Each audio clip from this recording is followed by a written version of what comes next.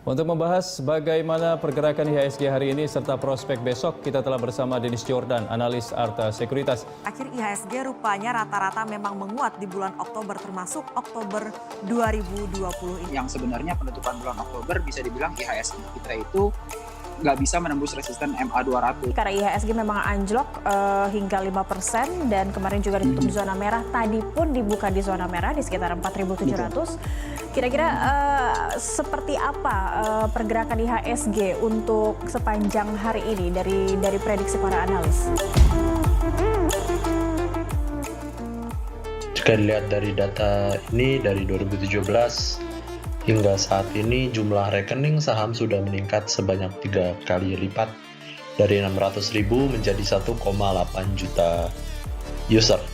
Dan tentunya kalau bicara saham sangatlah kurang jos kalau kita tidak membicarakan orang yang dianggap panutan dalam dunia saham.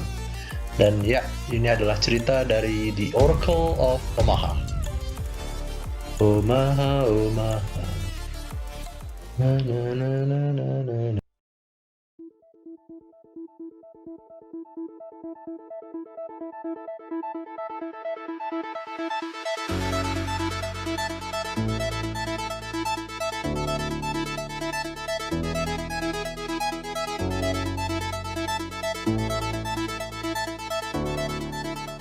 Semangat pagi, welcome back to Mitos Channel, Meat and Freaking Potatoes.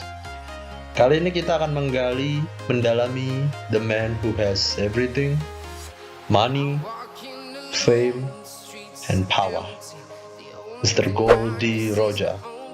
Canda-canda.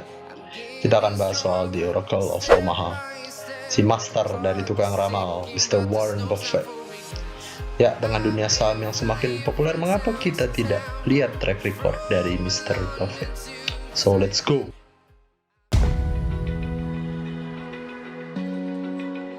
You don't have to be right about thousands and thousands and thousands of companies. You only have to be right about a company. Pada tahun 1930, Mr. Buffett lahir di Omaha, Nebraska, dari pasangan Howard Buffett, seorang US Congressman, dan Leila Buffett. Sejak masih cilik, Mr. Buffett sudah menunjukkan minat terhadap dunia bisnis dan investasi, mulai dari menjual permen karet hingga menjual Coca-Cola. Buffett pertama kali membeli saham di usia 11 tahun. Saham yang dia beli adalah saham dari City Service, yang sekarang lebih dikenal dengan perusahaan minyak Citgo. Citgo yang dibeli oleh Mr. Buffett dengan harga 38 US dollar dijual di harga 40 US dollar. Tapi beberapa tahun kemudian harga saham tersebut malah naik menjadi 202 US dollar. So memang waktu masih newbie aja Mr. Buffett ini tetap cuan 2 dolar ya guys. Emang beda pisan ya budak, bener. Buffett bertemu dengan his master, gurunya, Mr. Benjamin Graham, saat Buffett masuk ke Columbia University. Pada masa ini Buffett menawarkan untuk bekerja dengan gurunya secara gratis. Selanjutnya di tahun 1954, gurunya Mr. Graham menawarkan untuk Buffett kembali bekerja di tempatnya dan kali ini menawarkan gaji 12.000 US dollar per tahun. Dan saat berumur 26 tahun diestimasikan net worth dari Mr. Buffett saat itu adalah sebesar 140.000 US dollar. If you invest in yourself, nobody can take it away from you. Di tahun 1956, guru dari Mr. Buffett, Mr. Benjamin Graham, memutuskan untuk menutup bisnisnya dan Buffett kembali ke Omaha dan mulai mendirikan Buffett Associates Ltd. Buffett terus meningkatkan partnership-nya dan 3 tahun setelahnya, Mr. Warren Buffett telah berhasil mendobelkan uang-uang partnernya. Dan saat Buffett berumur 29 tahun, Mr. Warren Buffett finally ketemu konco terbaiknya, Mr. Charlie Munger. Mr. Munger sendiri kedepannya bakal menjadi VP dari Berkshire Hathaway. Saat umur Mr. Warren Buffett menginjak kepala 3, Buffett melakukan investasi pertamanya yang bernilai jutaan dolar. Buffett membeli perusahaan murah Dexter Mill, merenovasinya dan menjualnya kembali. Strategi ini sering disebut dengan asset stripping. Rumor yang beredar dikarenakan investasi ini membuat Mr. Buffett kurang disenangi oleh warlock-warlock di kota tersebut.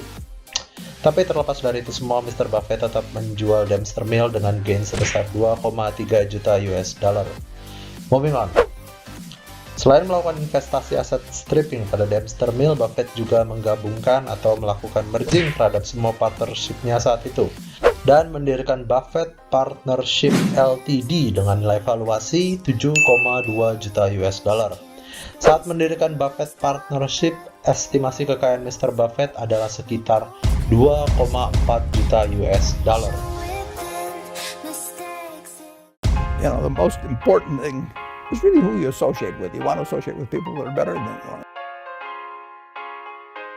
Mr. Buffett mulai membeli Berkshire Hathaway saat dia berumur 32 tahun. Mr. Buffett sendiri sebenarnya menyadari bahwa saat itu perusahaan tersebut hanya dijual sebesar $8 per sahamnya. Tahun selanjutnya pun Mr. Buffett terus membeli Berkshire Hathaway di harga $14. Dan saat itu working capital yang dimiliki Berkshire Hathaway ini sudah bernilai $19. Dan ini juga belum termasuk fixed asset dari perusahaan tersebut. Intinya perusahaan Berkshire Hathaway itu dijual murah lah pokoknya saat itu. Dan Buffett Partnership jadi pemegang saham tunggal terbesar dari perusahaannya. Saat berumur 34 tahun, saham dari American Express terjun menjadi $35 per saham. Hal ini dikarenakan Salat Oil Scandal. Dan saat itu Mr. Buffett melihat peluang tersebut dan membeli 5% kepemilikan dari American Express.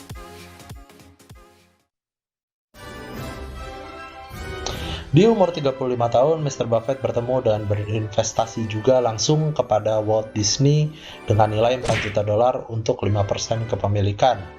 Di tahun yang sama, Mr. Buffett juga mengambil kontrol penuh terhadap Berkshire Hathaway dan menunjuk CEO-nya sendiri. Dan di tahun 1967 juga Berkshire Hathaway membagikan dividen pertama dan terakhir yang bernilai 10 sen per lembar. BTW saat itu terjadi, Buffett Partnership ini sudah menguasai 59,5% dari Berkshire Hathaway, dan Buffett Partnership sendiri juga sudah bernilai 65 juta US dollar.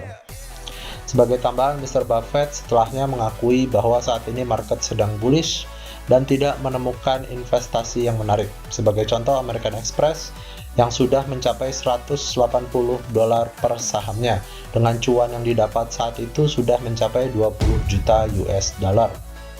Di tahun 1968, Buffett Partnership sendiri sudah bernilai 104 juta US dollar. Di tahun 1970, Buffett Partnership pun dibubarkan dan diinvestasi. Buffett Partnership sendiri juga punya rate cuan yang luar biasa jika dibandingkan Dow Jones sepanjang tahun 1957 sampai 1969, dan di saat berumur 39 tahun, kekayaan Mr. Warren Buffett diestimasikan sudah mencapai 25 juta US dollar. I just read and read and read. I probably read 5 to 6 hours a day. I don't read as fast. So, Mr. Buffett akhirnya masuk ke kepala 4 dengan membubarkan Buffett Partnership dan berfokus di Berkshire Hathaway. Berkshire Hathaway mulai membeli segala rupa investasi, dimulai dari bisnis coklat, yaitu perusahaan dengan bernama Sea Candies, jasa finansial, yaitu perusahaan Wesco Financial Corporation, dan juga Washington Post Company. Tahun 1975, Buffett melakukan merger dengan firm milik teman dekatnya, Mr. Charlie Munger. Mr. Munger sendiri akhirnya mendapatkan 2% dari kepemilikan Berkshire.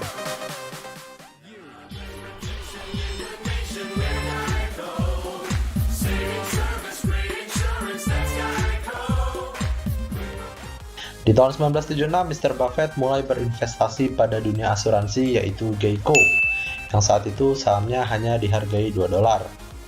Cerita unik dari investasi pada bisnis asuransi adalah ketertarikan Buffett pada model bisnis asuransi yang didesain untuk mendapatkan pembayaran di awal, sehingga mendapatkan aliran cash yang cukup bodog. Cash yang dia dapat ini akan dialokasikan kembali pada investasi-investasi yang dirasa berbau cuan oleh Mr. Buffett. Next, Berkshire melakukan investasi di banyak bisnis dan juga membeli banyak saham, dan membuat valuasi Berkshire sendiri juga terus membesar. Sampai tahun 1983, portfolio Berkshire Hathaway itu bernilai $1,3 miliar. Dan untuk ngasih gambaran, 20 tahun yang lalu Buffett awalnya membeli Berkshire di harga kisaran belasan dolar, dan di akhir tahun 1983 angkanya sudah menyentuh di harga 1.310 dolar.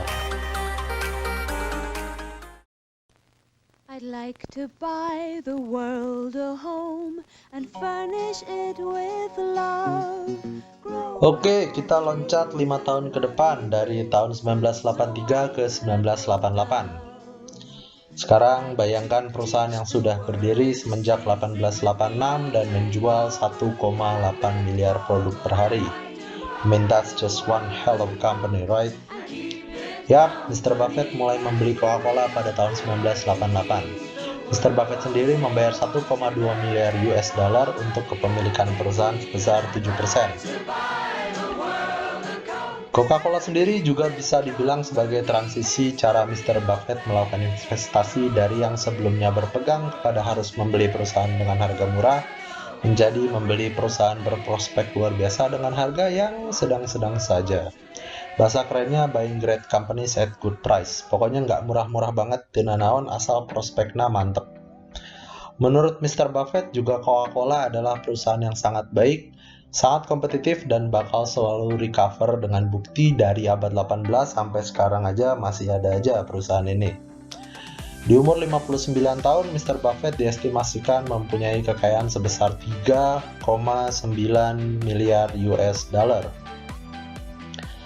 Oke, moving on dari Coca-Cola. Mulai masuk tahun 1990-an, disinilah Buffett mulai membeli perusahaan yang kedepannya bakal jadi portfolio terbesar dari Berkshire. Salah satunya adalah Bank Wells Fargo.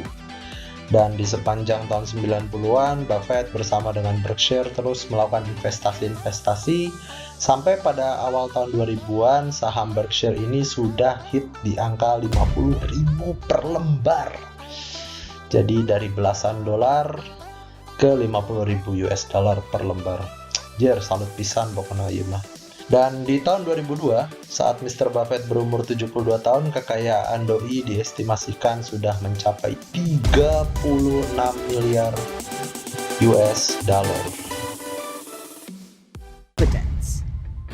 Defining your circle of competence is the most important aspect of investing. Oke, masuk ke tahun 2000-an, beberapa investasi Buffett yang cukup terkenal adalah mulai masuknya Warren Buffett ke dalam dunia yang berbau dengan teknologi.